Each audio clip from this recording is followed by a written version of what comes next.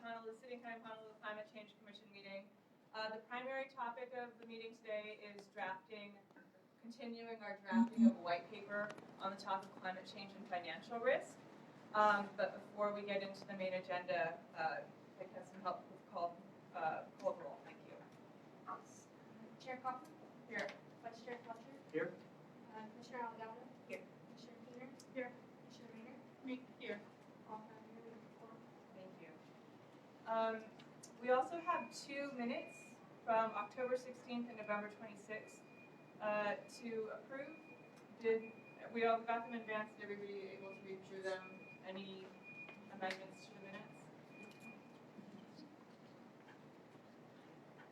All right, can I get a motion to approve? Why don't we do it together? I think we can. So let's do 2 minutes at once. Motion to approve. Second. All right, all in favor? Aye. Great. Next item is a report on activities of the Office of Climate Change, Sustainability, and Resiliency. Not here. Okay. Would anybody else from the office like to give an update, or should we just defer until Josh arrives? We should defer to Josh Ryder. Okay, great. So that item will wait till Director Stambro gets to campus. All right, let's get into our white paper. So,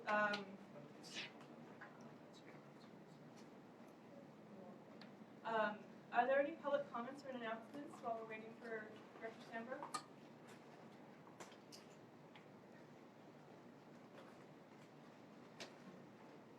Okay. We'll get right into the white paper, and of course we will take public comments as we go on that. So this is our, let's see, maybe 5th meeting overall on this topic, but 2nd meeting where we're sort of having a working meeting, pulling together our white paper. Thank you to all the commissioners for sending in their sections. The draft, the working draft we have up here, and hopefully everybody was able to look at the latest update before today. But I'm open to how people want to proceed on edits and additions. What do you all think? You end up moving a lot of the hazard stuff into an appendix. No. So, since this is a paper on financial risk, I thought we ought to push up towards the front as much financial stuff, the different descriptions of insurance, etc. And a lot of the sort of longer stuff relating to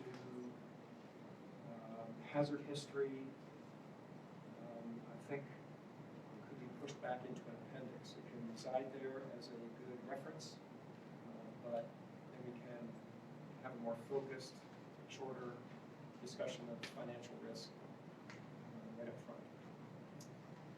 So I like that idea, but before we do that, part of the reason I didn't rework that initially was I think that we're getting some mission creep on is the topic really on financial risk, or are we going more broadly? And so, anyways, I thought that was sort of open for discussion. So I think the socioeconomic risks, for example, are really, really important, but it starts to broaden it out pretty substantially. My suggestion would be we address that in a different paper because it merits something substantial. But I didn't want to take the liberty of omitting things without discussion. What do you guys think? I think separating the two makes a lot of sense. It feels to me like a forced marriage. However, having said that, all the litigation comes with a price tag. So I can probably argue both sides. But I personally would feel more comfortable separating the two. Did anybody sort of outline the two sides of the forced marriage so that we know what to pull out? Everything financial goes on both sides, and whatever's left over. I mean, that's oversimplifying it. Um, I probably interrupted Vicky. I was just saying, leaving it in the current state that it is, just, you know, largely as a table and some background information as just leaving it without being fleshed out. Okay. Just making a note that, you know, if the CCSR is interested in pursuing this in greater detail later, we can do it. But the purpose of this is to really concentrate on the financial. It seems reasonable to kind of outline it, but we would have the option of coming back later. I'm gonna pause this because, well, this is like the long slog agenda item, so we should pause and review it. Unless you want a moment to catch your breath. I'm just kidding. You can sit over there.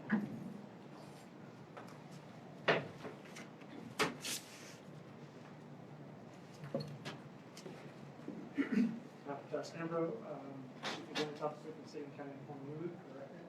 I will be short of the holidays, not a ton to report, but I do want to say that we have 3 positions open right now. One is the Bloomberg Climate Advisor position to help sort of steer the future of carbon-free transport on the island. Another is a climate and equity position to ensure that there's a just transition in our economy as we move from fossil fuel dependent to carbon-free future. And the other is as a hazard mitigation and long-term recovery position that looks at hopefully how do we recover from disaster in the future and the one that's we have also been looking, the office itself is going to be going through a move, physical move for a temporary relocation of the building. So we just wanted to let folks know that probably in the next month or so, that we will be relocating to Kapolana campus for about a 6-month period and then back while there's a remodel going on in the building in case people reach out or come to the office. Those are the 2 main things that I just wanted to get out for folks in the public announcement.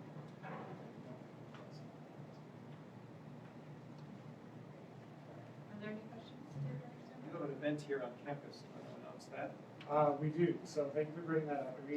So we finished the climate action planning meetings that we've held across the island in conjunction with the city council members. We've now done that in every single district.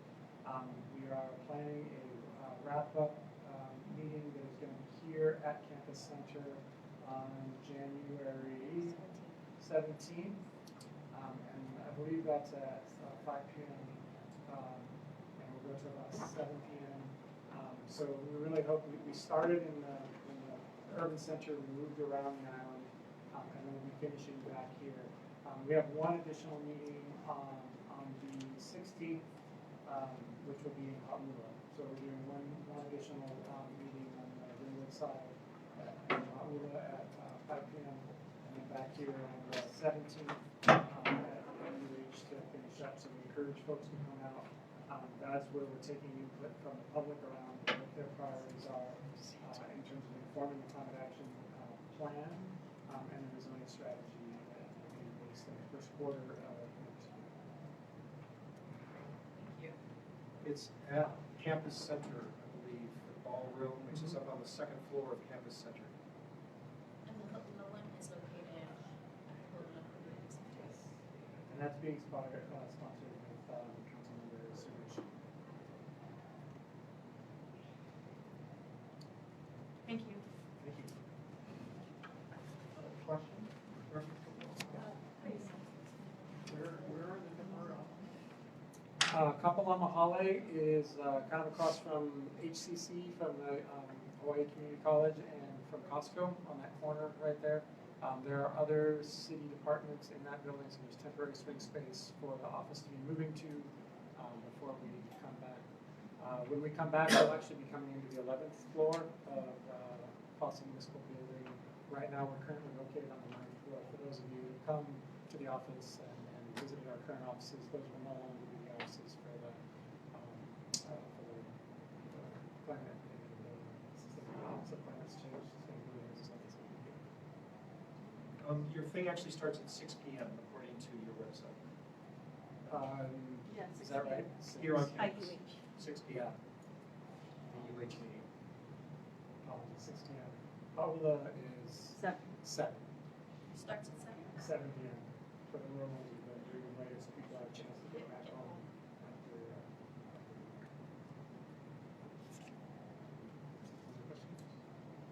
Other questions? Thank you. Right. Another announcement is Monday, January 14th, from 8:30 a.m. to 4:30 p.m. at the East-West Center Eman Conference Center. There is a state climate change conference. It's open to the public.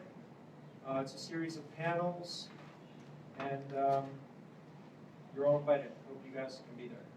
And the first 40 people who, so the website is climate.hawaii.gov, and you'll see a link there for the climate conference. And the first 40 people to show up and register at the door who took clean transportation to get to the event will get free lunch. They're asking you to, it's a vegetarian lunch, to document your clean transport on the way to get there so they can post it as well. And another thing that they're doing is asking everyone to bring a Wi-Fi enabled device or a mobile phone because they'll be using kind of that software to interact with the audience and the panelists, and that'll be their main way of taking in questions and getting kind of immediate response. So I hope to see everybody there and spread it far and wide. Great, thank you. All right, back to the white paper. So I think this is this question of scope. You know, so our last meeting, we decided we were going to be talking about both stresses as well as shocks. And that also changed the scope on the financial side as well, because now you're talking about not just insurance products, but also broader public finance questions. Anyways, so, and then there's this additional component that's come in terms of like socioeconomic stresses. That, I don't know, anyways, we'll get ideas what we can do with it. Chip recommended that we move up the financial section. More of an exposition maybe. Yeah, I guess my only question, I think we could shorten the other sections and put some of this context into an appendix. But I don't know if we can just totally move it up because it won't be without context. Yep. Okay. As far as the socioeconomic, kind of separating out, I agree with most of it, except I would say maybe there were two shocks that I think should probably still stay to do with physical, because there's like a pretty direct connection. One would be the sewage spills and the contaminated coastal waters, because I just feel that those are less socioeconomic and more like direct. I mean, they're more direct results of physical. They're very direct results of physical or climate-based events. There's still, so are you talking about table 1? Yeah, I was just saying that So there's if still we were shocks. to separate it out, if you were saying like address separately, these are a little bit direct. I agree with how they are categorized right now, but I'm saying if we were to separate it out into a different white paper, I would still want to address these two because Yeah. they're a direct result usually of the above. Right. Okay, so you want to keep them in the financial way. Yes, Yeah. that's all I'm saying. Makes And sense. then Let me know when it also comes to adding things that are from missing, because there's one I think key thing in here you want missing. Okay, I think we should do it. So why don't we focus on table 1 right now, because this is kind of our organizing principle, and then we can go from there. Okay.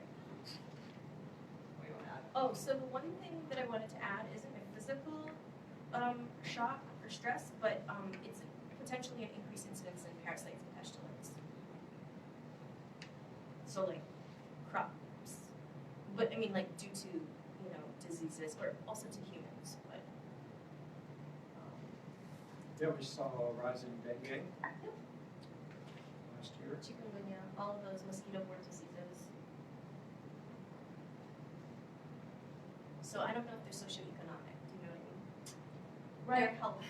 I mean, even electricity blackout. Yeah, I'm I struggling could see, with. I could actually see, so to me, the parasites and diseases, electricity blackout and sewage spills, I would put as, you know, they're not socioeconomic, they're more directly arising from, they're direct impacts of physical, Right, they're not Yes. entirely exogenous physical events, they're very tied to social Yeah. systems, but they're still largely physical, I would say, So- but I don't know. So, what up, sorry, go ahead. I was gonna say the literature on the health links to direct climate impacts is a little bit squishy. Yep, So, yep. I don't know, it might fit better in socioeconomic just because of all the exogenous factors that we're seeing.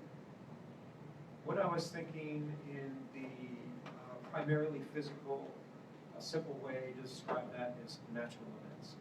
natural. Obviously, natural events modified by climate change. Yeah. But anything having to do with humans and our community,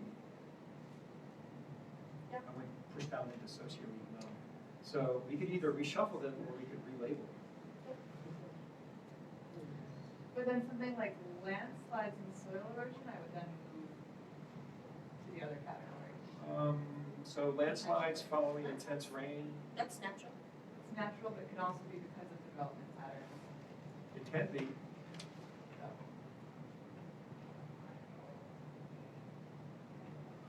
But not always. But not always. This is why it's hard. We have a middle category, third rail. Okay, well, I mean, coral bleaching isn't a physical shock, it's biological. I mean, sorry, just, you know what I mean, if we're going to talk about physical versus natural, right. it's an effect on the biological system, Yeah. so. But I also think that these first three are quite different than the last three. Totally agree. Yeah, Last four. So what do you mean by first three? Cyclones? No. increased incidence of Parasites, parasites, electricity. electricity and sewage. They're more like, well, electricity and sewage are passive effects of physical/natural events. Right, they're passive. Whereas I would say the protests, the strikes, delayed community, those are the outcomes of active human activities to one another. So those are like interpersonal things, whereas the above ones are not interpersonal. I'm just trying to think of better ways to categorize this. Yeah, no, I think you're right, and my leaning would be because we're not giving this enough time and space, that we actually omit it here. Right. Not because it's not important, but Right. because the rest of the paper doesn't relate to it. Yeah, I would say, and yeah, so I was thinking of them as interpersonal, I guess, social, Yeah. social interactions. Maybe not so much socioeconomic, but social interactions. Whereas the above, electricity, blackout, and sewage are passive societal problems that arise from natural events. And I actually think increased incidence of parasites is a natural event as well. I mean, like, you have these sweeps through, I'm not just only talking about human diseases, but you can also imagine animals and crops and other things as well.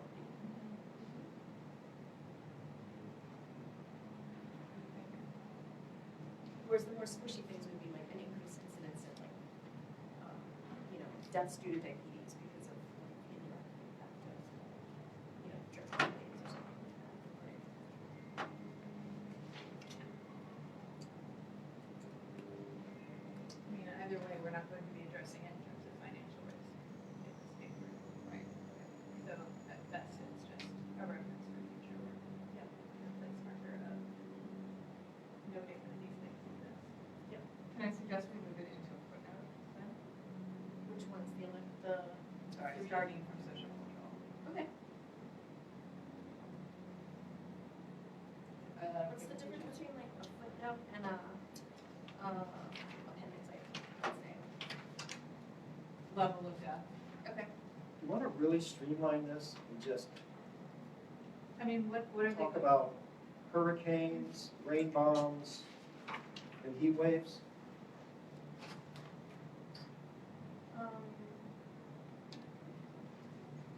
And simplify it, streamline it. And are we getting into a lot of weeds that draw one's attention away from the main point of the paper, which is what are the financial tools that the city can apply in case of a disaster? And what are our recommendations for that? Yes, I think so, but we said we were gonna cover shocks and stresses, right, in our last, because originally we were just doing shocks. I mean, I'm okay going down this road, but I just want to throw out another idea. Just clean it up, focus on the ones that were, you know, that are potentially transitional to our society. How do we prepare for those financially? I think that the executive summary or list of recommendations or suggestions that comes out of this is going to be short and sweet anyway. Okay. Right? So when we're done with this, we're gonna have, 5 things That's right. that we recommend. So having the backup or other issues to think about isn't necessarily a waste. I agree, because actually, for the stresses, at least what we have so far, the discussion of financial mechanisms is pretty straightforward, right? It's basically about revenue sources, and the city's ability to generate revenue sources is actually a very small list of things.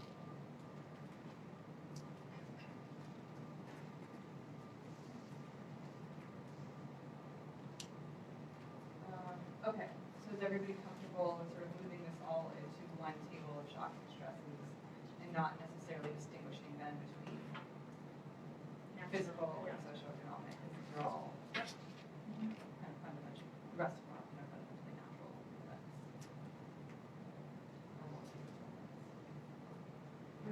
Okay.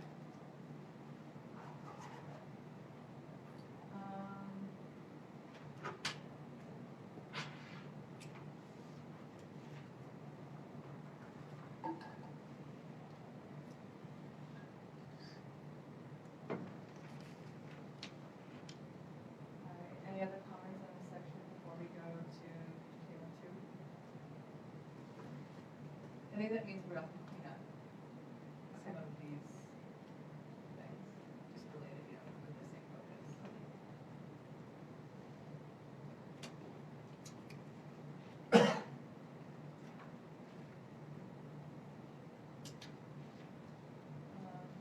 Bettina, table 2 is, you want to?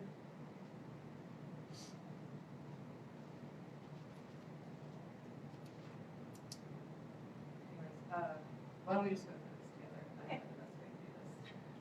Well, The struggle that we have with strain from financials will become very obvious right here, right? Because if the objective is to find, at the end, to give financial tools to the city, this section here is of lesser importance. Because what this, the direction that this goes into is, it shows cost implications, but it doesn't suggest how to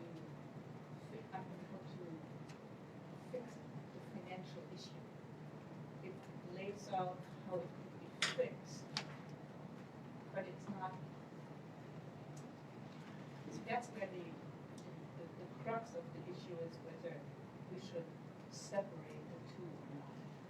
You see what I'm saying? And I thought that was what we had thought about, sort of discussed at the last meeting.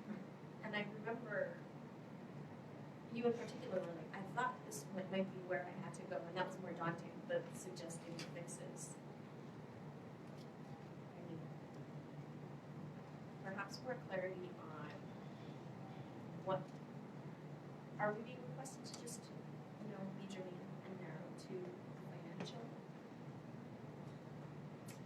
I mean, the original request was to explore financial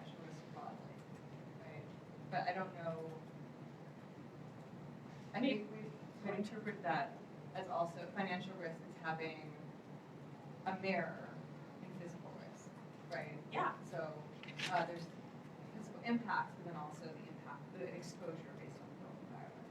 Yeah. So I think that's where this logic came from. But to Chip's original point, it could be that the conversation of financial instruments goes above this, and then they complement each other that way. Does that make sense?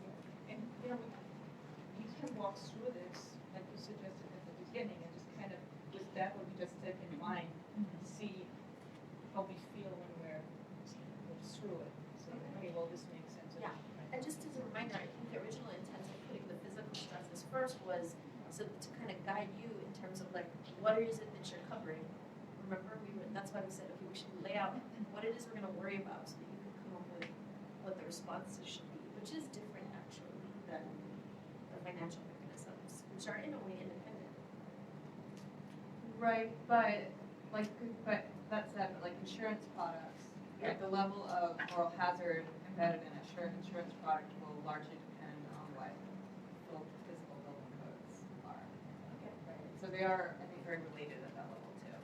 Okay, so how do we put that back in then? Because it seems like what Tina and I were thinking, that they're separate. So are they in, is what you stated in terms of the level of moral hazard depending on the building code, is that notion in here, do we think, effectively? I'm not sure it's in here. In the financial section, Or, yeah, in the It's- financial section, is it really clearly linked? I don't know if it's clear enough, but it's linked. It's there. I don't know. Wait. I haven't thought about it that way, that's why I was saying. Yeah. But to McKenna's point, I think there's value to understanding how large financially the exposure is, in order to figure out, okay, what, is it even possible for the city to come up with something some tool, I mean, are there tools to protect us to the degree that we might need to do this? Right. And what really like to get at. But, and I think what triggered this whole discussion originally was after we had the insurance presentation, and we asked, what is the amount that the city is insured for? And once we were told that number, which to me appeared relatively small, we thought, okay, let's put a price tag to a potential disaster. And I think that's why we combined the two. Right. Well, and Does that that's make what sense? research asks that we put into the office to help us pull together some of the Honolulu specific data, right? So it's related to this, right? So the percentage of homeowners with a variety of insurance types. So on the private insurance side, and then the sort of disaster fund in the city, as well as any specific city property insurance, because they did testify that there is some, but it was not vast, as you said. But getting those sort of specific numbers in there, I think will help us draw some more specific recommendations. So is Chip kind of, what you're saying is narrowing it down and putting a price tag on a few events, you know? Like a price tag on a Cax hurricane, a price tag on a rain bomb, a price tag on a, is that kind of what you're advocating for, to narrow it down? That's putting a price tag on it. Or, I mean, I'm using price tag vaguely. What are the tools we discussed the other day? There's cat bonds, there's So there's parametric, so what I've learned about insurance in the last few months from these conversations, right? So there's the parametric insurance products, which include cat bonds, but then also can just be parametric insurance for specific assets. And then there's indemnity-based insurance. So also for specific okay, assets. so two types of insurance with variations of each. And a third approach is simply create a huge savings account. So there's put aside a lot of money. Okay, Well, and all of that requires some kind of additional public financing. okay, so, right, so where's that money gonna come from? Sort of revenue source. So those are tools that we can describe and make a recommendation or a choice of. Then there's the original question of, if the city doesn't prepare for climate change, what would a downgrade in our investment look like by Moody's? Do we have anything quantitative we can say about that? No, I mean, I've been looking at a lot of the Moody's reports, and they're not showing their hand on what that means, right? For obvious reasons. But a general statement of people should be thinking about this in order to contain bond rating. And they also sent around a survey to the city, asking what the city's doing in different categories. And we have that document. They did downgrade Maersk, the shipping giant, but it turns out it wasn't necessarily because of climate change exposure, it was other elements of that company, from what I learned. Meaning that there is no example of a downgrade due to climate change as yet. As far as I know, I don't know of any institutions that have had their investment rating downgraded because of lack of preparation for climate change. Anybody knows of any? What about those, the wildfire in California that we were sending around? Oh, PG&E just got put into junk bond Yeah. status. Did we say that? They here? don't It may be work working that, out it wasn't Moody's downgrading them, but maybe Yeah. there's something that's messed with that. It was Standard & Poor's Yeah. downgraded them. And it was clearly related to the wildfire, but Well, and I think that this was a quote that Vicki had pulled together, right, that, from the AIG conference where, insurance providers got together and said, if something's not done about this, we're heading towards an uninsurable world. right. So I think, I mean, that's a broad way of capturing these examples. I mean, it's very broad. So one place I was going with that is, so there are these three financial approaches for the city. Again, sort of on the side of a clean, pointed document that's very short, like our sea level guidance. We could have a discussion of each of these and the variations within each. And, that could be 2 or 3 pages. One could argue that we don't need to tell the city about how devastating the tropical cyclone direct landfall would be. That's more for sort of public knowledge of people who don't follow climate change or this thing, Anyway, so we could argue that we don't need to cover that sort of stuff, and we just go straight to these financial issues. People don't really know what non-parametric insurance is, and it took us a couple months to figure out what it was, so. What we learned, What do you think of what's written? Is it intelligible? Is it easy? Is it followable? This is McKenna and trying to make sense of this stuff. Right. I kind of wanted there to be aesthetically pleasing bullet points. You know what I mean? No, do you know what I'm saying? Like, because there's like that was 1 and 2 one and long 3. paragraph, I'll say That that. was all. That was gonna be my suggestion. Is just like Okay. ease the eye with white space. Yeah, That's all. We can do that. That's doable.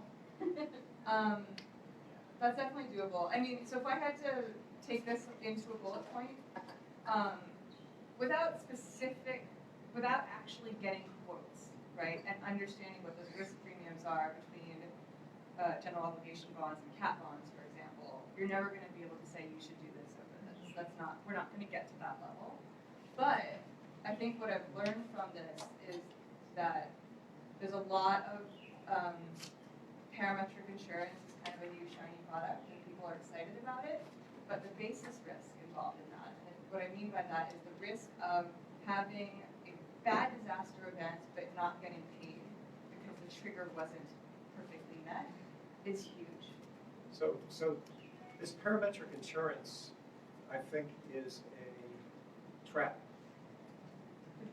Because parametric insurance means that a company says, okay, city, we will give you X millions of dollars provided the following triggers are met when you experience a disaster. A Cat 4 with a storm surge of X meters and penetration so many kilometers from the coast, and, they put all these specifics on it, and it turns out, 4 of these happened and the 5th one didn't, and we don't get, we were totally devastated, but we didn't trigger every one of the parameters. But has that happened? We're left I mean, without the any ones- coverage. The ones that I hear about are where they have paid out immediately. That they've gotten return on their investment into those parametric, all these ones in Florida, for example, are low. So that's kind of a new So interesting that's question, right? Because important to know. They hadn't Will they paid out. continue to do it? So they have. They hadn't for a while, and then in 2018, more got paid out than had historically ever happened. So now I think there's also a question of whether they're going to reassess the risk, the premium, right? So this brings us back to kind of Chip's comments of, we're going to have this very clear set of recommendations at the beginning. And it comes back to that quote from AIG saying that climate change is creating this uninsurable world. So no matter what we decide to recommend or what the city decides to do with respect to these financial mechanisms, what is really important is at least tables. Because these are the things that will reduce our exposure and our risk and prevent the uninsurable world from happening. Well, and that's where I think that table 2 with the. Yeah, exactly. Yeah.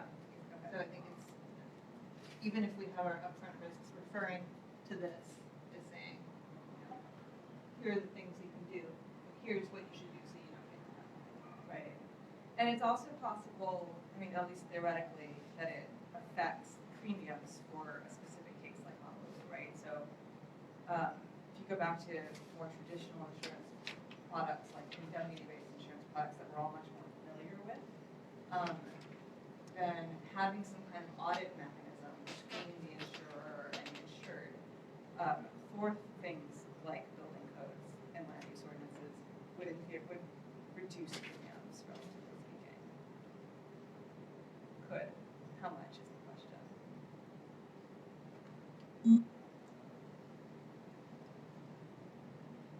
In the end, we want to be sure we give the city some guidance. Currently, the city is self-insured, and they have $100 million set aside. Well, we also have some property insurance from Washington, but So can we, sort of declare the city's current approach? We have property and we have self-insurance. Should the city continue down that path? That's one thing we could worry about. Another is how much property revenue, right? The real property tax is the major source of income for the city. Given any of our shocks, and it may be stressors, how vulnerable is that?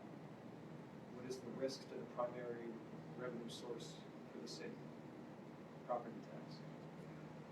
So I did incorporate a very back of the envelope estimation from the state sea level rise vulnerability acquisition report, right? Taking the $12.9 billion of exposed land losses estimated in that report, and then Kitty Courtney provided me with a breakdown of that between residential and other uses. Residential is the most straightforward to calculate, so I just looked at residential, but 9.3 billion, that amounts to approximately 31 billion. It's not accurate, right, because there's Annual exceptions. revenue. Yeah, Okay. but it's approximate. Okay. It's a ballpark. All right, so that's vulnerable. We're gonna stop getting property tax when a hurricane hits that property. And then, what we saw with the recent wildfires is insurers going bankrupt, not paying out, walking away. Are we vulnerable to that?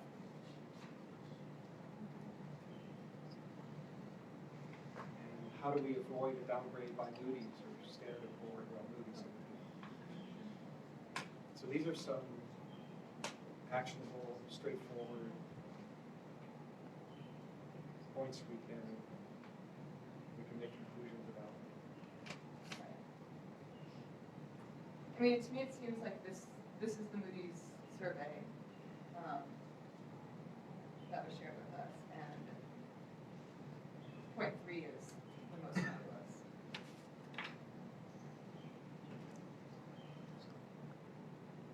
Yeah.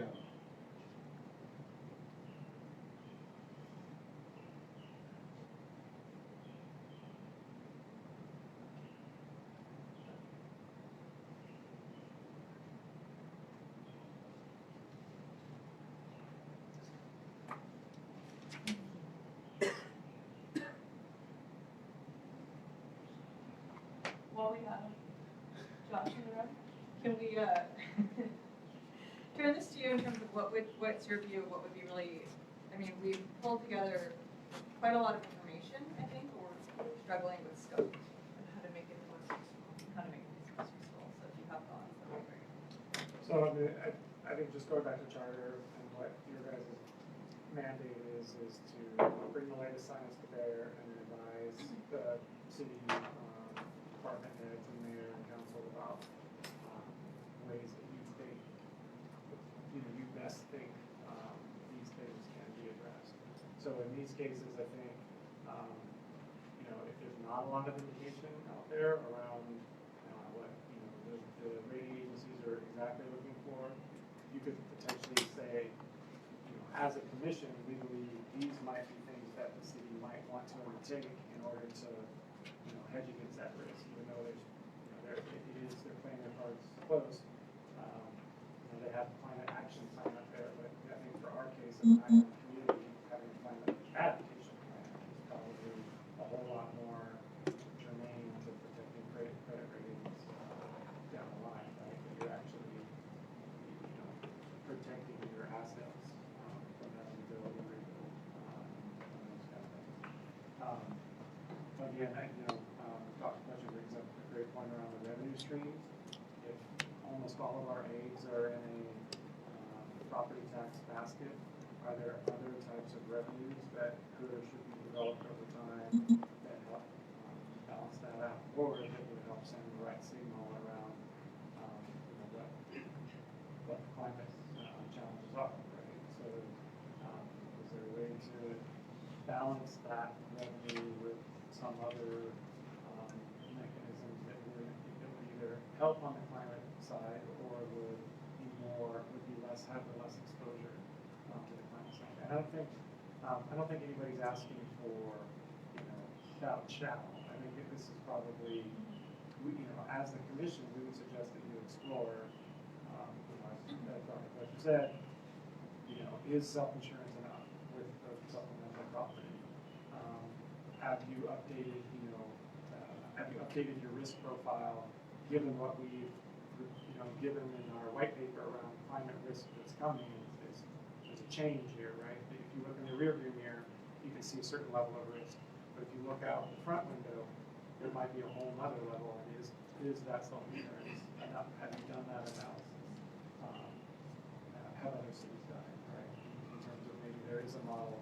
I think you're asking really good questions about, these are new models with the parametric and whatnot. They have paid out in other places oftentimes. They're pretty specific. I mean, you can buy anything you want, right? And you can say if the wind speed hits within a certain quadrant, you pay without having all these other things around.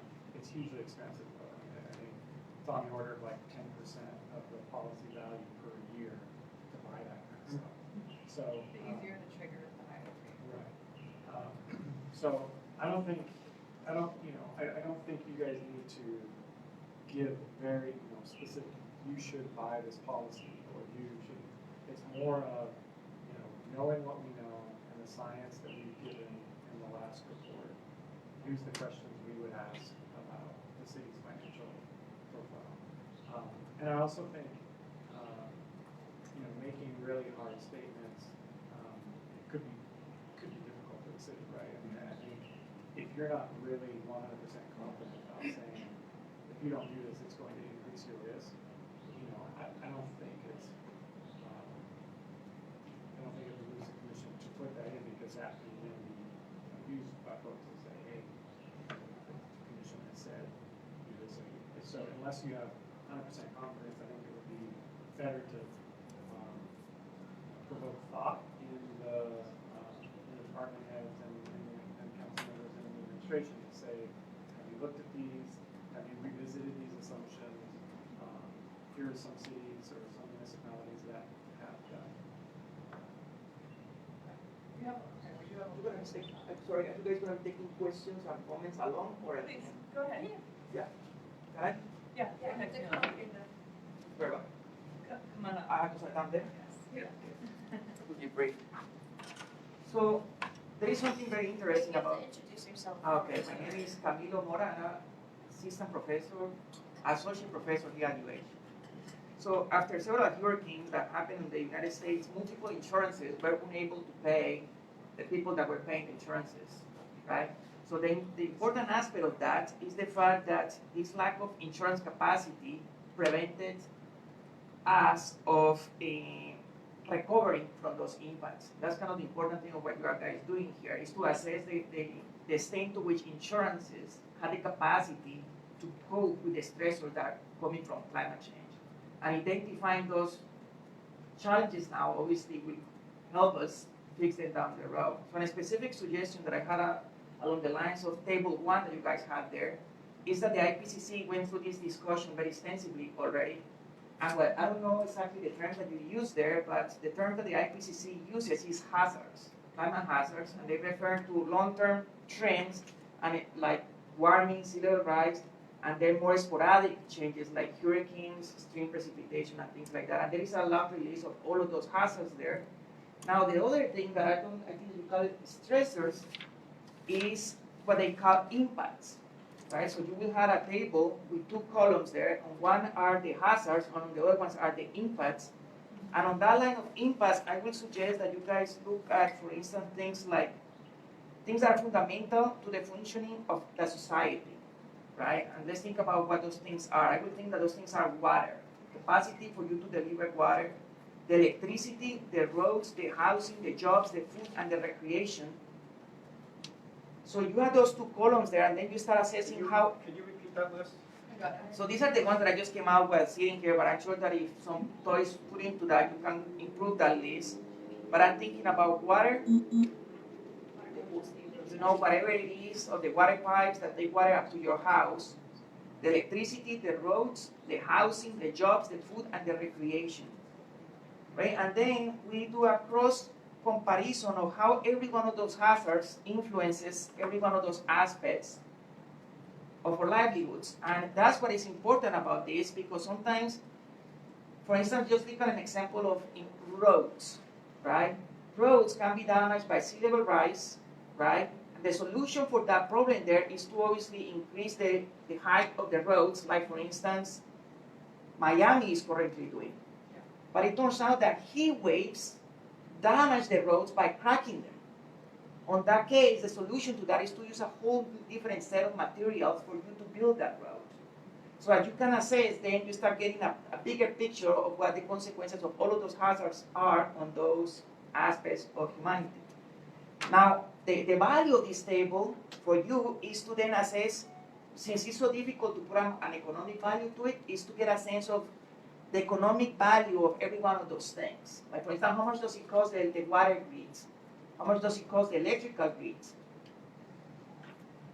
And for that, then, what I was picturing is like this 3D plot of the economic value of every one of those sectors against the sensitivity that you get from this table, how sensible is whatever it is to those hazards against the insurance capacity. And then the point that you can drive home from that analysis is to say, look, many of these insurances don't have the capacity to pay if any of these things is to pan out. That's a master's thesis. Yeah. They Could be done briefly though, just like a concept rather than putting the numbers into it. You know, like a conceptual framework in which actually you can help to do this kind of analysis. You know, if we really want to get a very good assessment of the economic impact for us, those studies need to be done. But at least you guys will provide the conceptual basis of what needs to be done.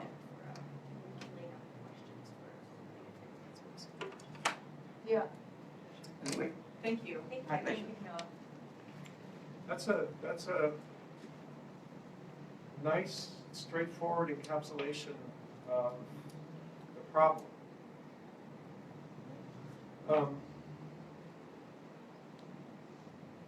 We should probably use the language that the city and county uses rather than the IPCC, but that's just semantics. But I like that. I hadn't thought of going to assess the IPCC reports to take a look at what they had there, what they had categorized already. Thank you for good thinking. Interesting approach. Can I add something? Yes. When we listened to the, when Josh explained the target of the purpose of this white paper, and he cautioned us to not get, that's at least how I understood it, not to get too deep into the insurance details maybe. And he talked about a path to reduce the risk profile of the city. I was thinking about table number 2, and instead of calling this resiliency mitigation response, which was a late night idea of mine, because I couldn't think of anything else, let's replace that with path to reduce risk profile, because then the whole thing starts to make sense, and we can keep this this chart in there. Say that again? Replace it with, Path to reduce risk profile. oh.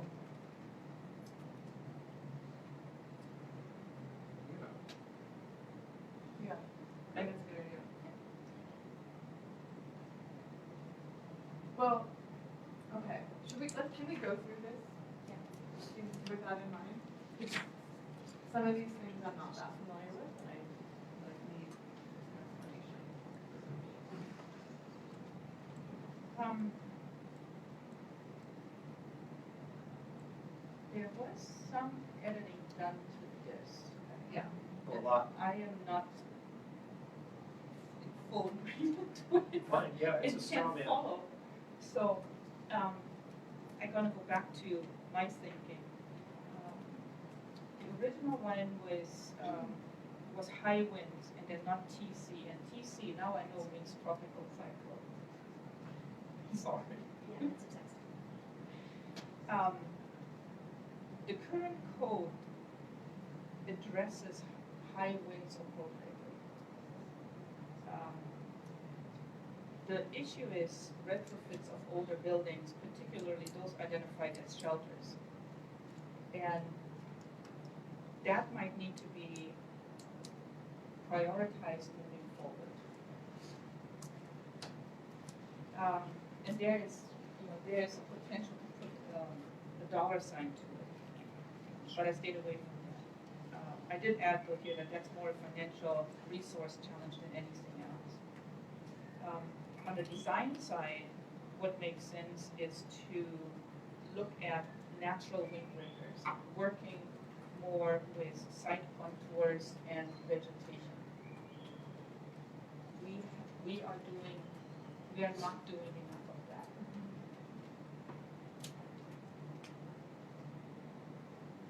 Now, these were my comments on high winds and not tropical cyclones. I am not sure whether I actually don't even know where the difference is.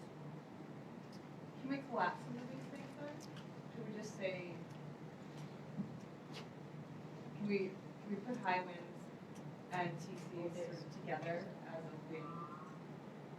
That's how I looked at it. I would actually put tropical cyclones below, because tropical cyclones are kind of like the integration of potentially extreme rainfall and high winds and sooner than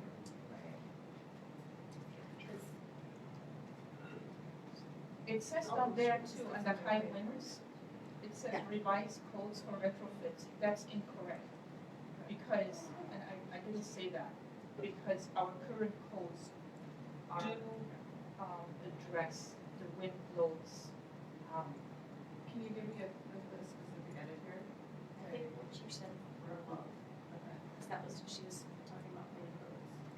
roads address high winds appropriately.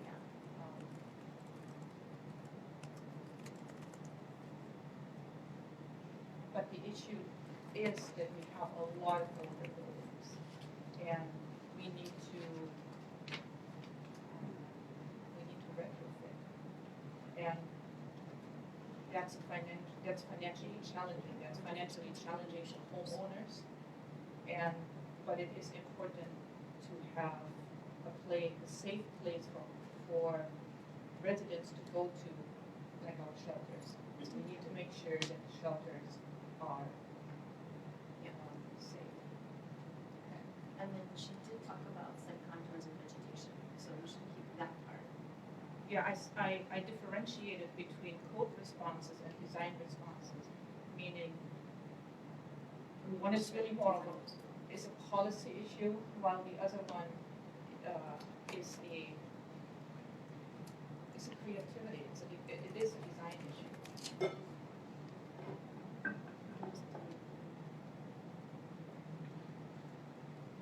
But that might go too far into the weeds. But that was my approach. That's good. Is that? I got something else here. I mean, so my recommendation for moving the tropical cyclones down would be that you could then reference like the rain and the wind, and then have additional specific ones for when you have all of those. Yeah. Yeah, so it would be like as above plus.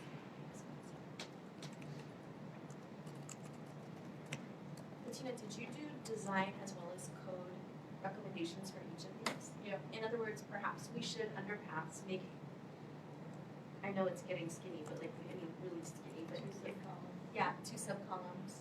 Well, I also have zoning responses, planning and policy responses on some of the others. You know, I can just modify what I originally sent and work out it. Or you sent me this one and I worked it, I split it apart and worked it in my original one. Okay. That sounds good. And then I think here we have to revise this a bit. And there are changes to table 1. Yeah. So.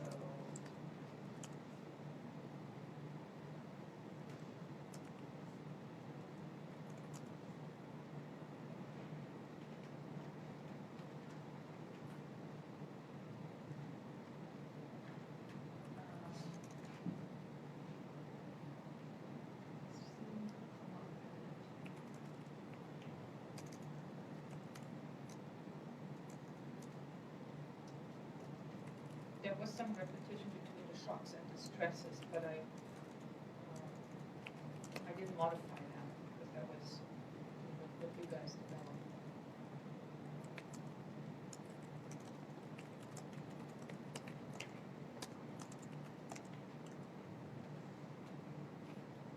I think we're gonna focus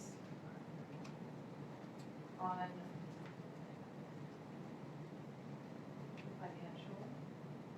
I would propose reading this, not that they're not unrelated, or some are really closely related, but it seems to be keeping broader and broader.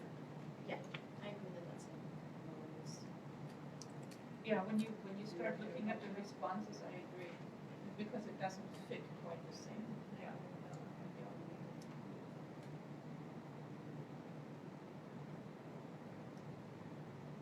I think I also wanted to recommend just for like purposes, it's not content substantive, but it's more just like visually. There's so many El Nino sensitive ones, it might make sense to just have a column and then have something where you can just, you know what I mean? Where say an X or dot or check so that you can quickly look at the ones that have an additional element component to it.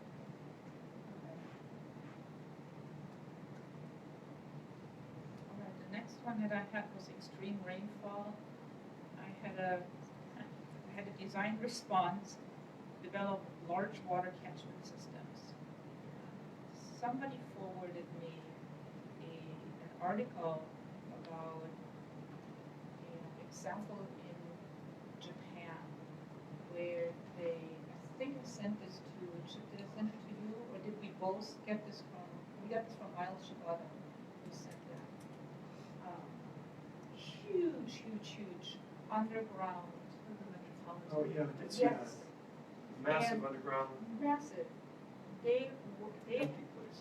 they started working, I mean, they started developing these humongous tanks years and years and years ago. It's hundreds of millions of dollars. So it's a massive investment, but that's what they're using this for. That's where the water gets diverted to. It is brilliant when it's there. And it is a big financial investment, and it might not offset, the benefit might not offset the cost. Right. However, it ties in with, I listened to the presentation last night, water, water, water everywhere, no drop to drink. Where does the water go? Is there the use for it? Can we use it as gray water? It's that kind of thing. So I think we need to be mindful with the solution here. Anything that we might come up with might solve this problem but trigger another, or not help us another, or we might miss out on solving the drinking water issue. I mean, it is raining water. Right. So development of catchment systems.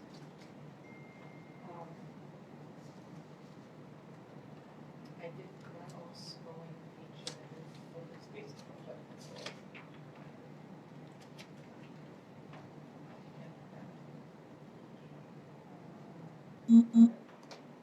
Is that adequate advertising? I think that is fine.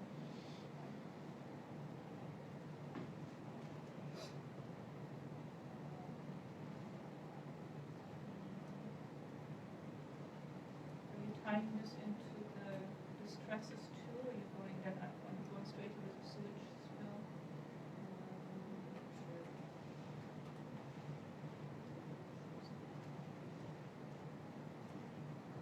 Here, here's the sewage spill.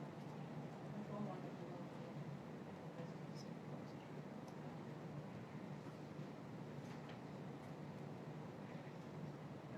I went, in mine, I went a little bit into what causes a sewage spill. Can be caused by excess rainwater or a mechanical problem at the treatment plant or the pump stations. So it's two different things that have different solutions. Assuming overflows through rainwater, control the rainwater runoff, that goes back to our earlier point of developing collection systems. And then the point that is in there already, invest in safeguards at the treatment plant. And I know that we're working on that. Right.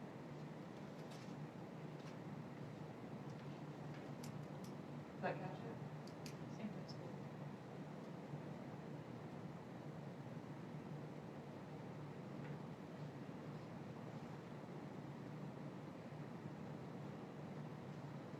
The next one I had was major landslides. That has a zoning response. Limit development in unstable or steep areas. Now that, vulnerable is a good word. It's much more political than unstable or steep. Does it make, I was thinking that map vulnerable areas should come first and then urban development and neighborhoods areas. Identify them first. That would be part of that would be in the zoning.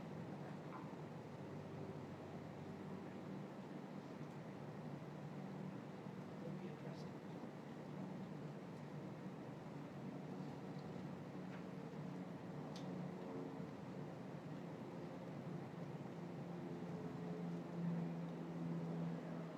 extreme coastal erosion.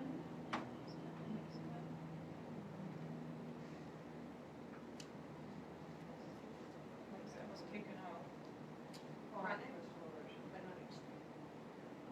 Yeah, one was, the one under the shocks said extreme coastal erosion. That's a planning and a policy response, embrace retreat, develop options for those affected.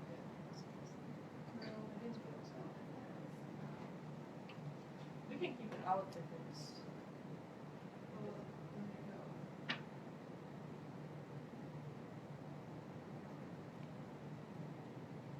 Does it not make sense to go here?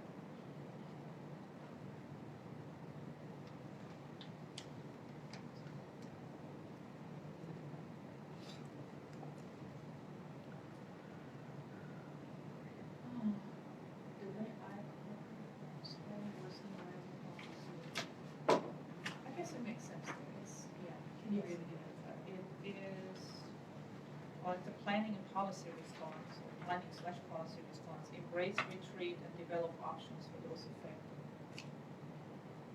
That will be highly unpopular.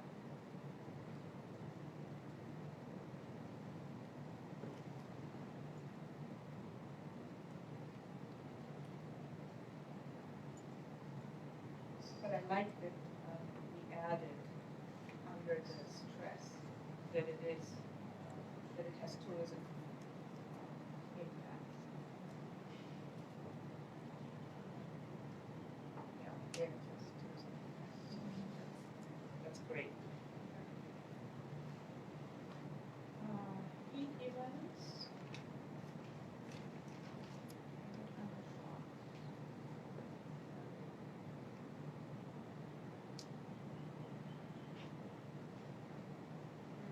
That's rising heat, maybe that's what it is. Yeah. The design response, naturally cool buildings through overhangs, insulation, shading devices, materials that limit heat transfer, green roofs, etc. Natural cool buildings through overhangs. Insulation, shading devices, materials that limit heat transfer,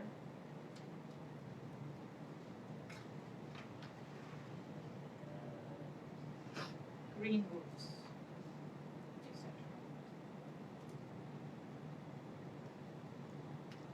Then I had a planning response. Yes, and the planning response was provide walkable communities by requiring shade structures, trees with large canopies, independence from power grid, develop independent power systems. Right?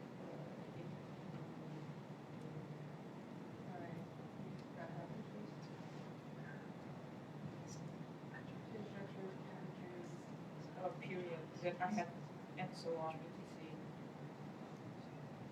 Then a new point is independence from power grid. And related to that is development of independent power solutions. Which we have a lot of.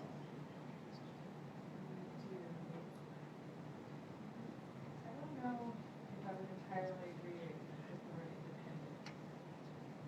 With independent, what I mean is, the scenario that I had in my mind was how the increased air conditioning demand put so much load on the grid that we start having failures. And by having more independent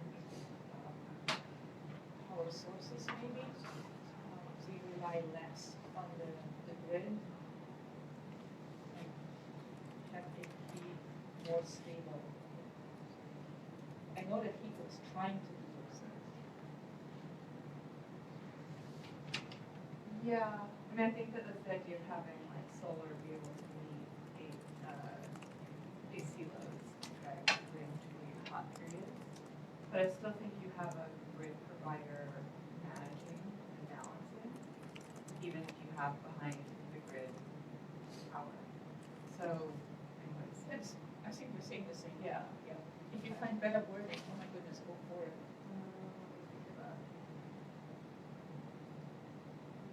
It's just the word independence, because I still see them as dependent on one another. So that would almost like any bigger, Okay. I have no ego about words.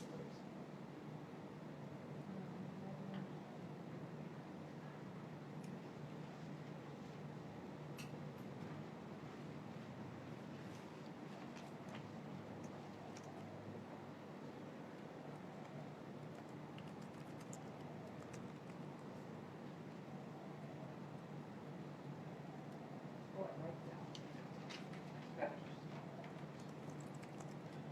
Perfect.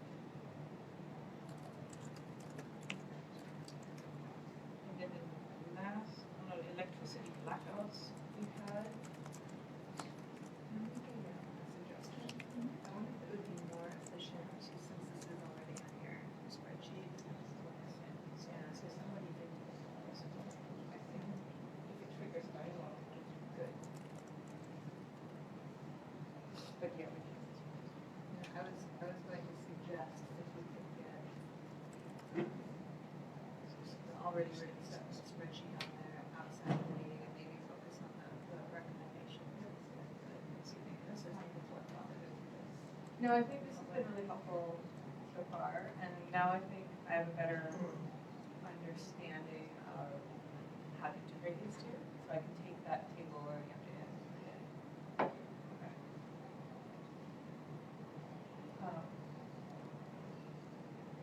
I think it was originally just trying to have a mirror between table one and table two, so that created some confusion.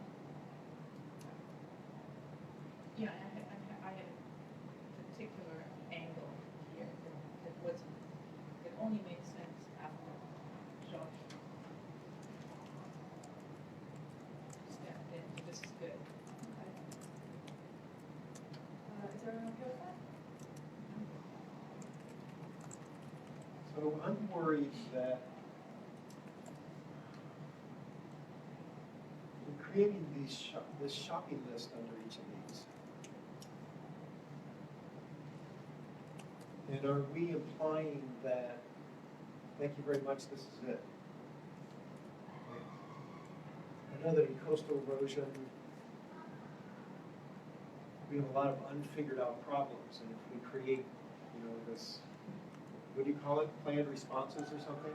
To Has, decreasing risk. has to reduce risk profile.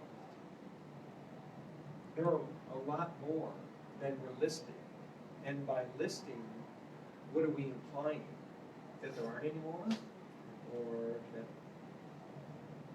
I think you're right, we're trying to take incredibly complex information and put it into a table, right?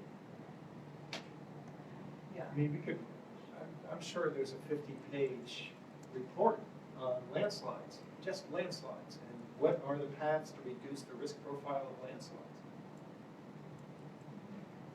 So what's the purpose of our table in that, given that? And we also have the Department of Emergency Management multi-hazard pre-disaster mitigation plan, which lists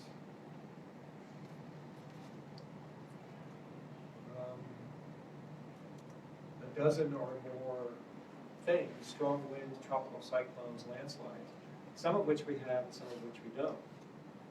And some of the things we have, they don't have. So now we have two approaches to kind of the same problem through official city documents that aren't integrated and don't recognize each other.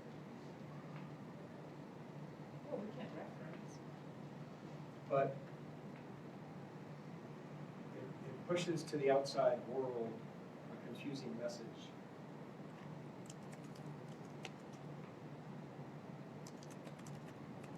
So would your suggestion be I to? don't really have a suggestion. I'm Yeah. just, But let me ask But you one question. Why I'm just did being really mean. Did That's you get that in the minutes? identifying. Ready now. I disagree with the confusing message. If the report that you just referenced and our white paper, four-page white paper, if they are in line in regards to the direction that they're going into, then they are supporting each other. The person that is really into reading a 50-page report can read that. And the person that just wants the high level, maybe idea or direction can read this. Okay. But Should we stay high level then? I think in 4 pages, that's all we can do. But we haven't, we've gotten very specific in some of these paths, overhanging shadow, inducing architecture, et cetera. It's very specific. That's what happens when you have an architect on your commission. Well, and I'm responsible for, I've put in a lot of details too, I just, Yeah, and we stripped it away at that one meeting. Sorry, Jen. Okay, so I think, sorry, go ahead. which I'm sorry. I was just gonna say that I think that this gets back again to, what's gonna come up when, at the higher level with the recommendations or the things we think people should pay attention to again is you should reduce your risk profile. Here are some paths to do it, but what is important is in all of these different shocks, that there are ways to reduce your risk profile. And the way that you are going to get out of or reduce the need to buy an extremely expensive parametric insurance policy is by reducing your risk profile. And here are the shocks that we think are the greatest risk that we should do the most to reduce your profile. Okay, as long as we sort of wrap that language, I think that will be in this recommendation section, which I so then, feel like maybe if we focus on this while we're all here legally, then we can maybe get some good bullet points to expand on in terms of clear recommendations or things to think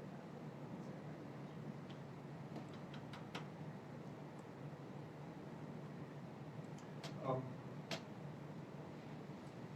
Okay. To revisit my comment about the difference between our document and the city pre-disaster plan. One thing they contain is dam failure. That's a shock. And we saw on Kauai fatalities related to that. And with rain bombs related to climate change, I can see a lot more dam failures in our future. And they also focus on high surf. So maybe that's not about whether waves are going to get bigger, but as sea level rises, high surf is going to have more and more of an impact. And, our swell events arrive quickly and within a day or two, and so that's a shock. So, yeah, just something to think about for when we revise this thing is to visit the city's pre-disaster plan and think about differences there, and then we also have an opportunity to make comments. For instance, it doesn't include heat waves, and that's something we know is going to be a problem. Well, so rather than re-documenting what Home Housing Plan does really nicely, right? I think that's what we're struggling with is being, kind of detailed and covering the whole breadth of it versus getting to what we have added value. Right? We could simply refer back to it and say within this, We build off it. we build off of it and we think about prioritizing in this way. What of these things create potentially more exposure financially?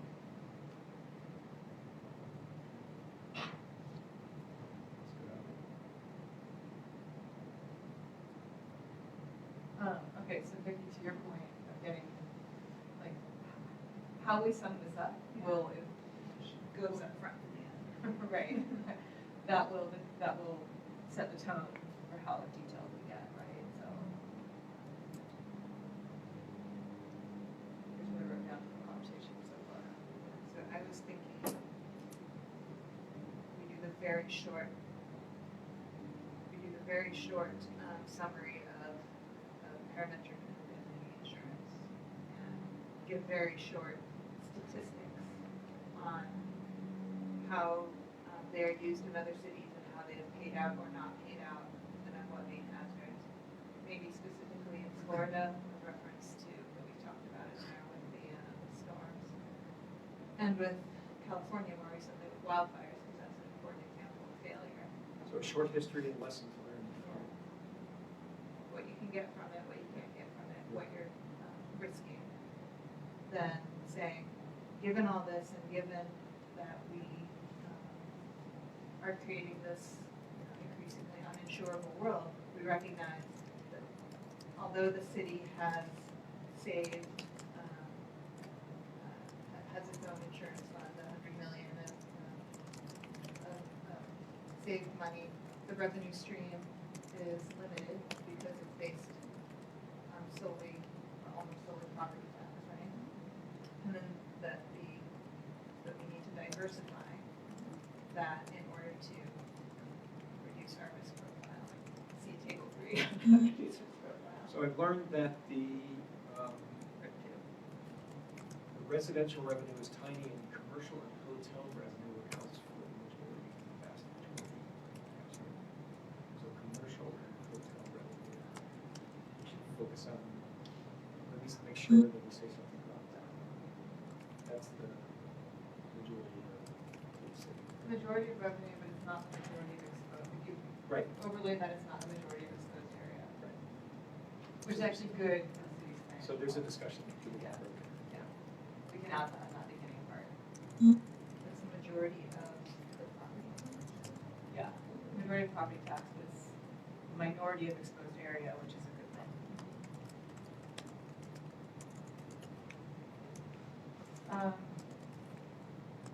Put a placeholder here, that kind of related to what you just said. I'm not sure specifically enough, but, Where, what do you refer to? public finance. XYZ. Well, yeah, right, and this is,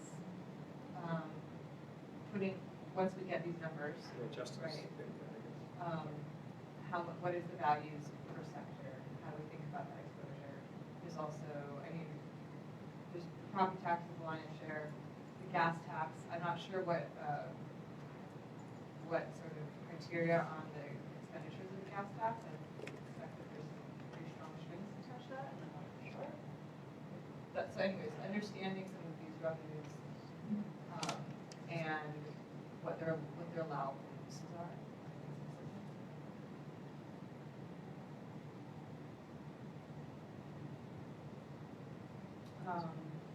And then the other kind of placeholder I added here was a statement around the state commission's recent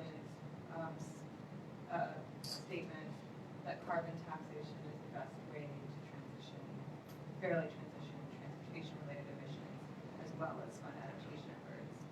And the state, unrelated to climate, the state tax commission, their consultant recently released a report saying that a carbon tax is one of the priority ways the state can increase revenues. That's a state mechanism, not a county mechanism, so it's a jurisdictional issue, but to me, this is where the state and county need to be cooperating, right, in terms of the ability to send the price signal to raise the revenue, and then the expenditures that will be coming down.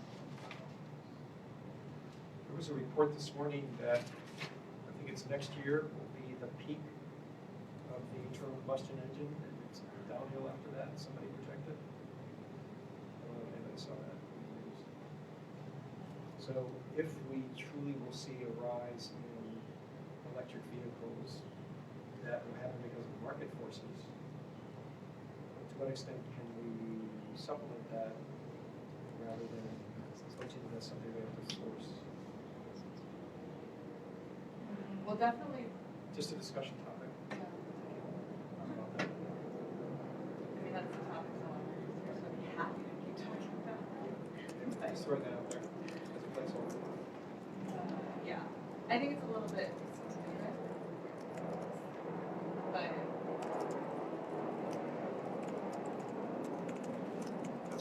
We didn't even talk about that anymore, I'm just throwing it out. Do we want to discuss whether or not the city should continue to self-insure? Is there anything intelligent we can say about that?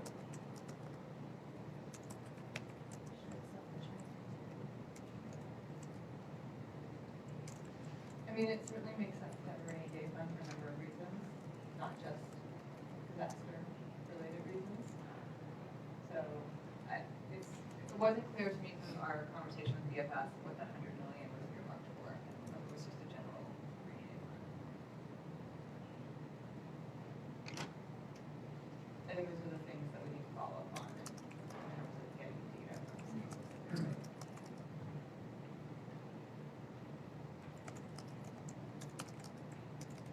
I think we need to say something about exploring the variety of insurance products and laying out under what circumstances.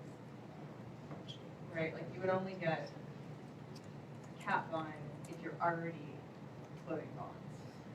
And then you would want to assess the risk premium.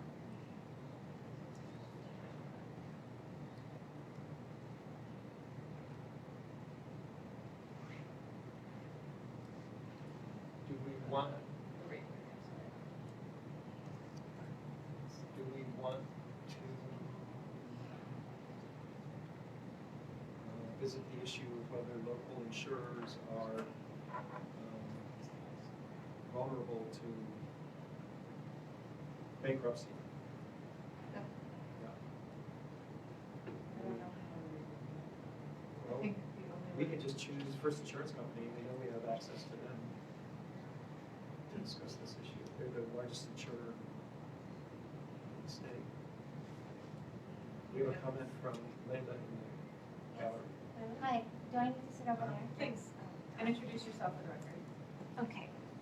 Hi, I'm Leila Quiroga. I'm a graduate student at the Urban and Regional Planning Department here. And my focus on my research is social equity, and so I'm always looking at vulnerable populations, at-risk populations. And just a comment or an observation, I've noticed that a lot has been geared towards homeowners, and I was wondering how we thought about renters. How we thought about, do we have renters insurance that we could guarantee, make people sign up for? What are the implications if an apartment building goes down and we have all these renters, where are they going to go? The cost of providing shelters. I understand in Uniki, the hotels became the shelters, but I don't think we can do that here, I'm not sure. So I think there are a lot of things we have to think about in terms of what are the financial implications. Another thought I had was, well, is the city liable for, if there were a heat wave and people died in apartment buildings, particularly the elderly and those who are disabled, they don't have a way to get out. I don't know if that's within the scope of this paper per se, but if it's something that's being discussed or thought about, because I do think there is a financial implication if in case something does happen and we can plan for those populations. That touches on an issue, you know, we do a lot of preparation for hurricanes, but there's very little discussion of heat waves or preparation for them. Is the city at risk? Is the city liable for not taking strong steps in that direction? It also feeds into, are we liable to a Moody's downgrade because we haven't taken strong steps in a couple of these issues, one of which is heat waves? That's a good point. Thank you, Liz.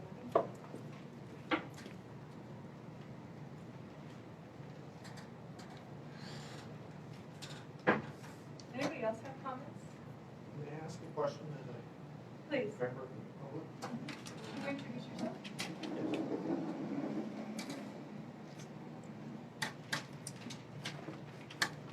I'm Brody Lockard with 350Hawaii.org. I'm wondering when the report is due, the white paper. For ourselves, probably we'll have to set a deadline of soon, but the truth is that we have no actual deadline. I noticed when you wrote dam failures, there's an N that animated. Oh, yeah. Was that on purpose? No, I'm just typing. What is what? damn failure.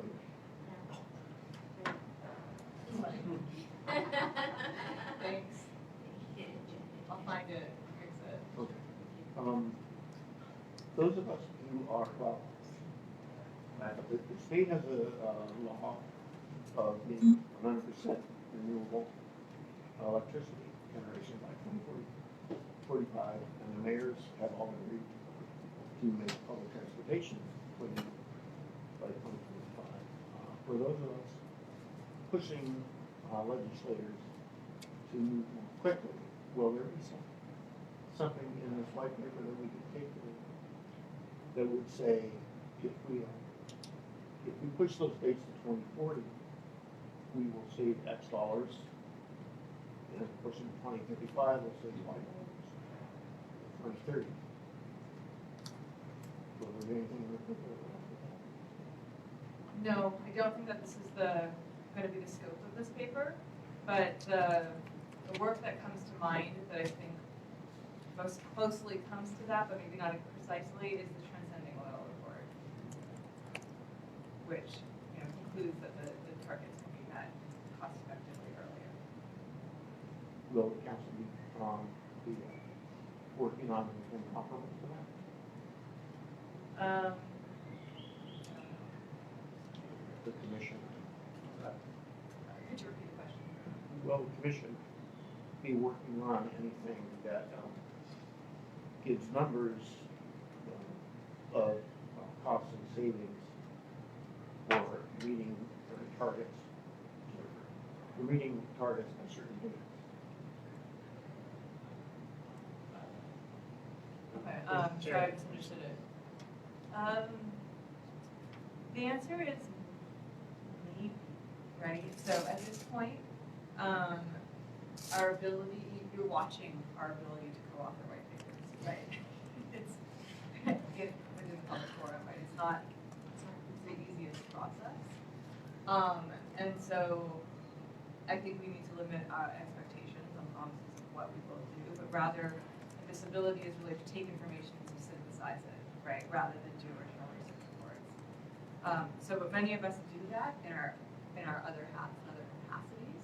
So there could be some related work, but as a commission, I don't know, maybe what would be your sense?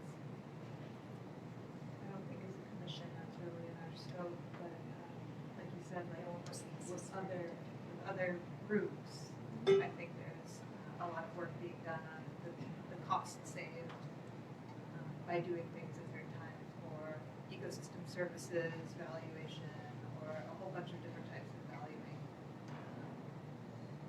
resources at the state level on islands. But I don't think at the city level, that's really something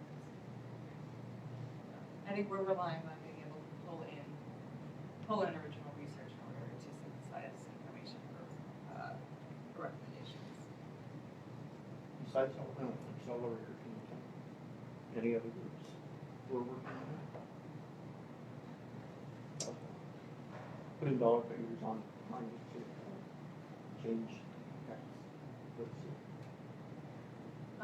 Well, within the power generation space, there are a couple, right? So at the university, the Hawaii Natural Energy Institute, they regularly review the RPS and release those reports, as well as there are faculty within electrical engineering who are building out models to assess different pathways, as well as faculty in the Bureau working on sort of the economic and policy side of it.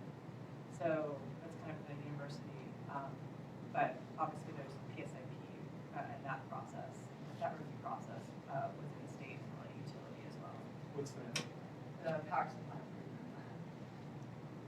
So that's the utility, that's kind of what's become the de facto utility renewable energy planning process. And that planning document was sort of recently in the last year adopted by the TUC as a working plan. So I think that there is some level of chaos in clearly defining the pathway forward. Lack of a clear pathway. I think there are some sectors that are not being worked on. I think there's a lot of focus on the power sector. There's some focus on the transportation sector. I think this is a huge need for the state and therefore for the board to intervene.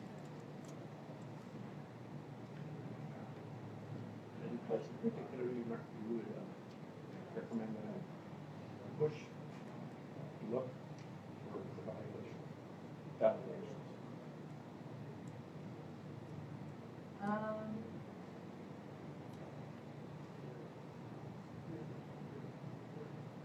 What's the low-hanging fruit? If there's so many people working on the power sector, maybe that's not an area that needs more effort.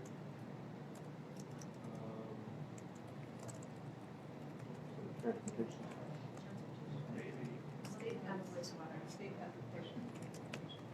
you know, is it There are different pushes. something we can step back and say that's being done? I don't know. I mean, empirically, the transportation sector is the fastest growing carbon emitting sector.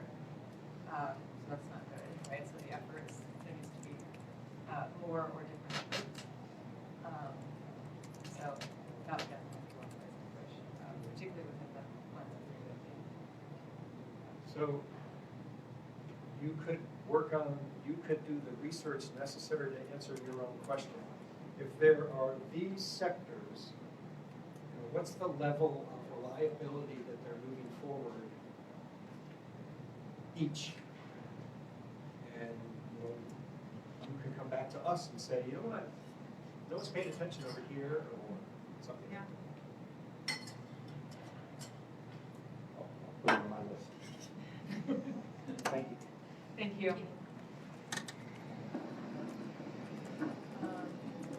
Okay, we're getting down to our last 20 minutes. And I'm one, really positive because we've pulled together so much information. Two, also feel like we're needing to make some decisions on how to move forward. 2 steps backward for every step forward. Yeah. That's how a glacier works. So, okay, our last meeting, we decided we were going to expand from shocks and insurance to stresses. And I think we're still staying there. Right? Can you repeat that? At our last meeting, we had expanded our scope from shocks and insurance to stresses more broadly because Yep.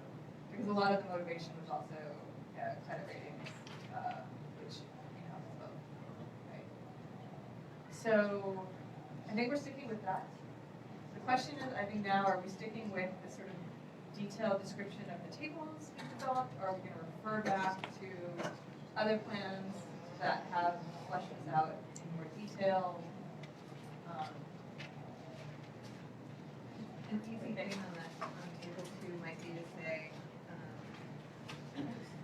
that, these are some designing code responses to reduce risk that we have identified for more details. See Yeah. the mitigation plan, or more in-depth, but these are some of the ones that we've identified as being reducibly.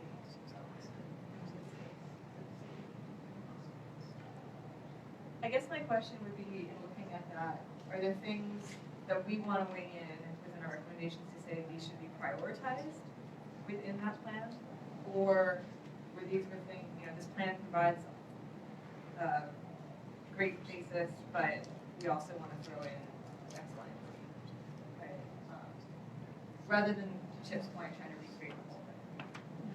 I think emphasizing heat waves would be an important thing for us to do as a commission, to say, that the disaster plan or the hazard mitigation plan talk about heat waves, and I think that's going to be something that.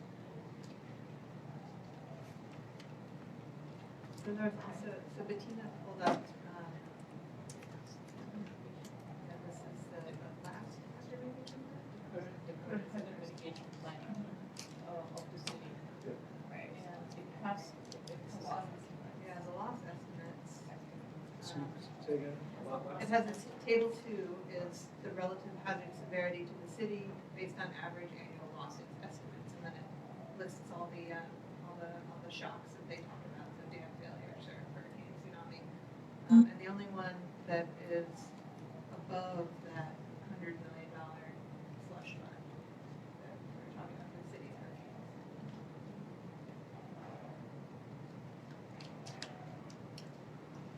So, it would seem like if we're going to be talking about any of those big insurance policies, the only thing to talk about is what's affected. Yeah, that makes a lot of sense to me. And so, in our things to think about, executive summary, when we talk about those options, we should be talking about them specific, specific relevance to hurricanes. It's not, I forgot.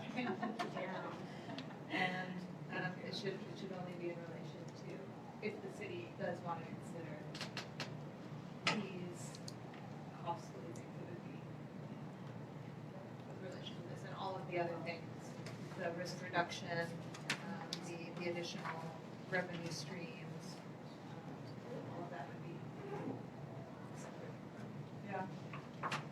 That makes a lot of sense to me. I mean, these products really do make much more sense only for those long tail, highly uncertain, huge disaster events, right?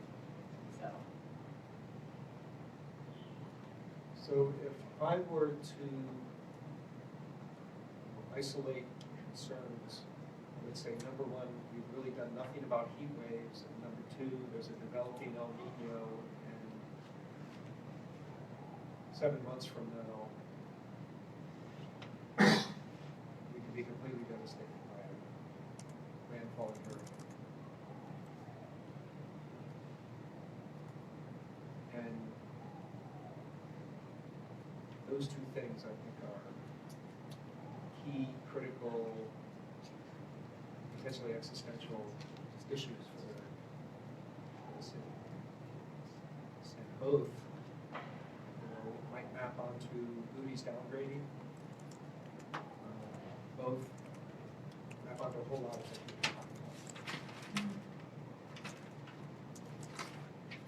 Yeah, beside the devastating hurricane is the thing that would be like a huge event that absolutely undermines this all, right? Versus everything else we can kind of plan for and kind of think about. Yeah. It takes away at it and it's not good. It's different. Right. And so if this paper is going to be useful, we should say something useful about the devastating hurricane. So we're kind of back to, are we sort of saying here's the role of it, but our focus is on, No, I'm just saying what I said, that's all. I think that's what it should be. I think here is everything. Here is what we think the main things are with hurricane. Okay. And here is what we recommend and what others have done to address heat wave and hurricane in terms of financial risk and reducing.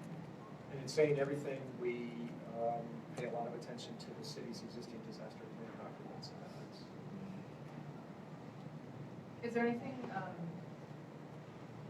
Hawaii specific that we can point to in heat wave data for future commissions?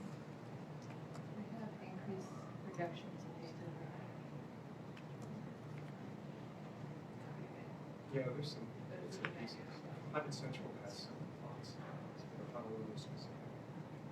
Are they with the downscale? No, I don't. They're just historic trends, overnight nights, things like that.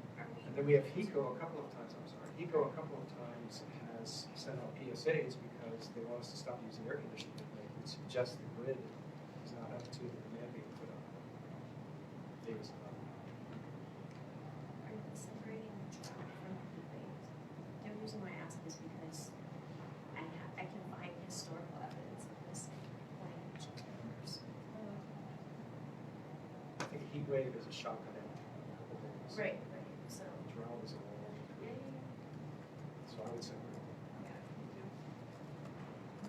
But if you did want to apply really specific, you could go to my numbers. That's good. So it's possible.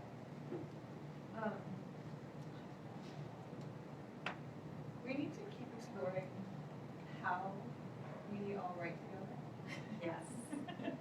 Within Sunshine, and Courtney is here, our council, and actually at the end of this meeting, Courtney, I'm wondering if we can go into an executive session in this regards, talk about.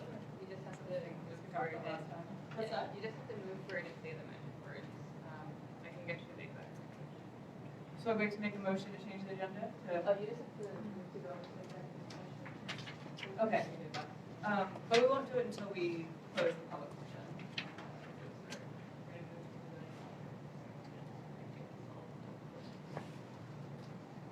Okay, so we're gonna do this now and then we do it afterwards. Okay. So given that, why don't we take last public comments, thoughts on topics related to the agenda, thoughts on topics unrelated to the agenda that you would like to put in front of us, please, this is the time. Camila? Up there. Yes. So this is a topic not related to the agenda, and it's related to the promise of the mayor to plant 100,000 trees by what year? 35, right? I don't know. So it's the fact that those trees, I mean, I don't think I have to convince you about the importance of that, you know, like it will reduce the amount of electricity that we use, aesthetics of the city, it will increase the economic value of housing and things like that. But recently we did a project in which we wanted to plant trees just to find out what it entails to scale planting up to that level. And we did a project to plant 1,000 trees, and we ended up planting 1,000 trees in 2 hours, 200 volunteers. So planting the 100,000 trees that the mayor suggests is something that we could do easily in one day with 10,000 people. 10,000 people is nothing when you realize that there is almost 1 million people that live here. But interestingly enough, there are a lot of deficiencies on the state to achieve that goal. I don't even think the mayor can plant 100,000 trees with what is at stake, with the thing that they have right now. So my question is, how do we go about that thing? It's a promise that is on the paper. It's easy to fix. It's a very low-hanging fruit. Why we don't do it? So, I mean, you guys, sorry, I just don't know who to even ask about that kind of stuff. So the reason why I came here. Yeah. That's our essential person to ask. Right, so, But she might be able to have comments on that. Just Yep. please comment. and introduce yourself. Yeah, you have to come in. You have to come up here. You guys can see, you can stay up. My name is Janine Zuki. Very unrelated to, but you just sparked a experience that I had working for the city of Seattle City Council, where we implemented a 2-for-1 tree replacement policy in an effort to reestablish urban forest in that city. And so that process that I worked on basically did an inventory of what are the costs for procuring trees, watering them, caring them for them for at least the period of a year. The number of arborists that would be needed to care for those trees. Because planting is one, but the prolonged care and cultivation of the tree is another, as well as the maintenance of the tree. And so that was a process that involved some data work, but I think it's very doable when she would gather all those costs together and understand what the manpower for prolonged proliferation of those trees are. And I'm happy to get you that legislation. So I have a comment. Thank you for that. Thank you, Camila. I know that Camilo's idea has received neutral word, a non-neutral response, a response from the city that I felt was inappropriate. So I know that the city has been difficult in terms of getting on board. I think Camilo has a very good idea. But as you were describing your idea, I thought of an enormous planning effort that has to precede it, which is what you are saying.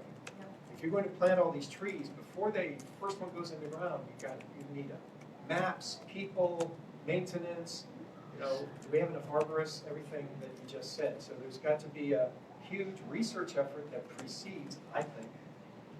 And so, The problem is, what I'm asking is, we need the support to do that. Yeah. So that's the first step that we have to do, and unfortunately, that requires some investment, I think, from the city or from whoever, to do that type of thing. so, I mean, here is a citizen with a great idea and a lot of energy and willingness, and has not gotten a fair hearing by the city. Instead, the city has its own plans and is following that. So I think there is a place where your effort should get more reception from the city, and even a grant to do all that planning. I could easily see a year or two of planning preceding the actual event itself. Or already just doing research on the 1,000 trees they planted, how many are gonna live past the first year? Right. And why would the city not want to put this off onto someone who can assist them? Well, I will do That's it, what I'm by the saying. way. But a lot of that work has already been done, I mean, sorry to interrupt, Yeah. but, I mean, no, I'm just saying, like, there are private landowners who have done that. I mean, as a high schooler at Permanent Schools, I planted 100 trees in like a day. I don't know how many, Koa trees on the Big Island, in their natural environment. I don't know how many of them are left today, but I'm sure Permanent Schools has data on it. So all So that the Forestry Service, yeah, like, could be a lot part of that of data. the research that precedes this big Yeah. event. I think it makes a lot of sense. We have had testimony from Matt Gonzer on this topic, Yeah. so that's, and what he testified was that they are doing a canopy assessment currently. And so what the details of that are, what the methods are, I think that he is the person that they, within the office, that should provide to us to give us an update on that. They have a webpage to track the efforts, and it will be unveiled on Arbor Day. That's the notes that I have from the last climate change commission meeting.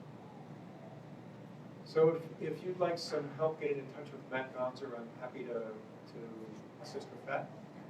Okay. There are lots of people in this room. All right, other last comments? Hi, Paul Bernstein. I'm curious when you get in, or how much you might get into the revenue raising, I guess, portion of dealing with some of the potential mitigation options. So if the report is talking about, moving roadways, moving power lines, whatever else you folks discuss where, monies are needed, do you envision the white paper you're developing to speak much about policies, or recommendations of policies to raise those revenues, or is that not something? Right now, in the draft, all we have is kind of this, kind of a placeholder discussion of what could happen with the carbon tax, but knowing that that's really more of a state level policy. But the revenue portion of it could be a shared benefit, right, for the purposes of climate adaptation, in terms of changing, the state says state has roads too, but there could be collaboration between state and county roads, right? So I think that's, we have like a very general kind of placeholder in there, but I think that merits sort of fleshing out. We did talk about how other places have raised revenue in that way. Other states, like Florida, has raised revenue through taxation of wastewater, for example, at more pumps. I think we're very open to this issue. Okay. Does it make sense if there were a group that's pushing a particular policy or has information on a policy to come forward to you or to submit information, or? Absolutely. And what would be the best way to do it? I mean, I don't want to take up, we're running late here, so I don't want to. So basically, I would think that if there's something that you wanted to talk, that you think might be relevant to the commission, you can talk to McKenna, and we would put on the agenda an item where you could come and officially testify, Okay. or you can give a rundown now, whatever you want. Okay. Well, no, I think it's getting late, so I'm sure people would rather leave, so, okay. Okay. Go that But way. yeah, no, we can talk all. Okay, thank you. All right, last questions or comments before we move to executive session? Yeah, what do I have to say for you? Thank you for coming. Thank you all. Thank you. Okay, so I make a motion to go into executive session to talk to our council on issues pertaining to the board's powers, duties, privileges, immunities, and liabilities. So moved. Second? Everyone in favor? Aye. All right, thank you all. Take care. Appreciate it.